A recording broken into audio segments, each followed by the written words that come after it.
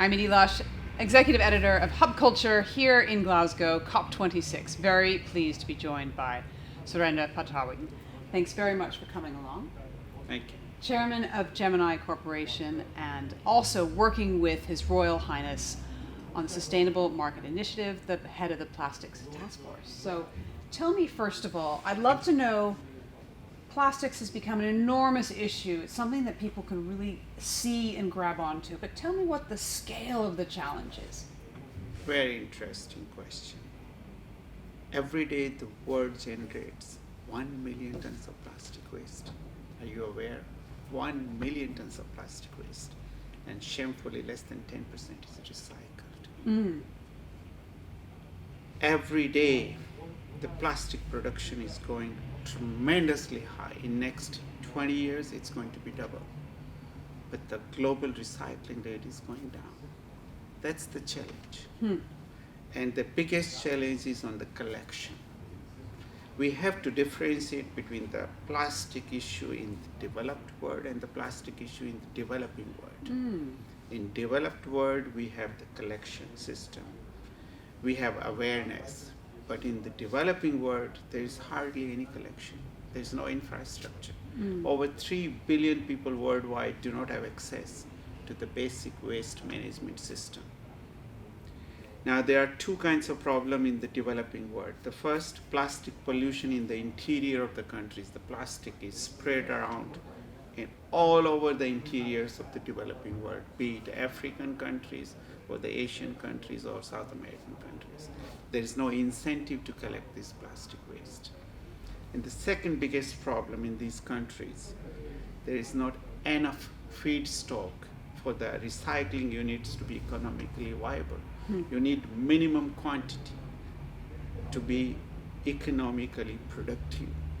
In a country like India, to give it perspective, our company collects 40,000 tons of plastic waste every month in 60 countries. In Mumbai, for our own factory, we cannot collect even 100 tons. Wow. Because there is no collection system.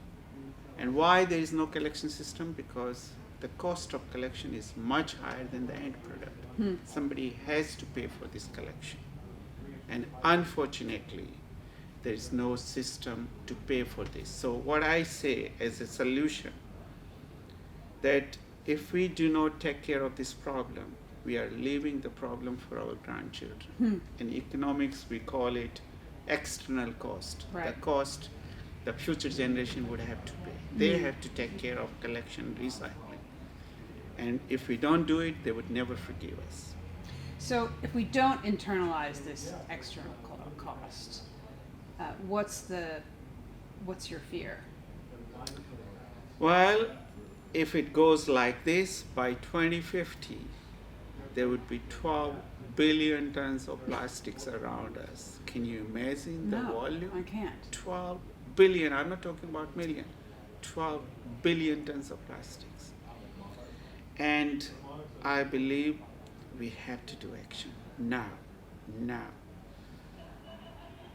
10% is only recycled. 90% we are still leaving into the world. 90%. It's extraordinary. Are there misconceptions when it comes to this idea of recycling, either in the global north or the global south? Well, there's no doubt about it that we have to do recycling. The other alternative is pyrolysis or energy. People have mixed feeling about it. Is it carbon neutral? But for sure, recycling is definitely carbon positive. And the volume, the sheer volume is so big that even the recycling is going to be challenging. So we have to take multiple actions, behavioral change. There must be legal framework to reduce the plastic consumption in developed country. But in developing country, we cannot ask them to reduce the plastic consumption because they consume only 8 to 10 tons per capita per annum, 8 to 10 kilo per capita per annum, kilo only. And in the Western world, we consume 100 kilo.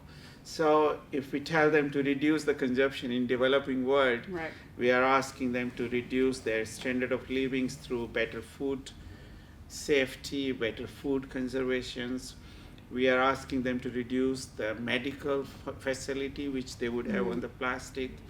We are asking them to reduce the fuel economy which the plastic is done. So we should not do this in developing world. We have to have two different denominators for both developing and developed countries. Okay, so you're starting to lead to some solutions. I wonder what your message to government is, what the solution needs to be. If you take India, for example, what's your message to Prime Minister Modi? Well, we have to develop the collection infrastructure, and somebody has to pay it. And I believe yesterday I was speaking in front of His Royal Highness. I said the consumers, once properly educated, they would pay for the collections. You have to educate them. And somewhere it has to start with the legal framework. I believe in developing countries, the best way is every time a processing factory buys the polymers, raw materials, they must be asked to pay a levy upfront for the collection and for the recycling. And that fund can be used for collections from the interior of the countries and from the other part of the country. That's the only solution I see. They have to take legal initiative. All right, Surendra, thank you so much for stopping by. Thank you so The much for the Ice Hub. opportunity. I think somebody, somewhere, a leader has to take a definite actions to solve this problem. Otherwise, the future generation are going to be very unhappy. We don't want them to be drowning in plastic. Surendra, thank you very much. Thank you. Thank you. Thank you so much for the opportunity. Thank you.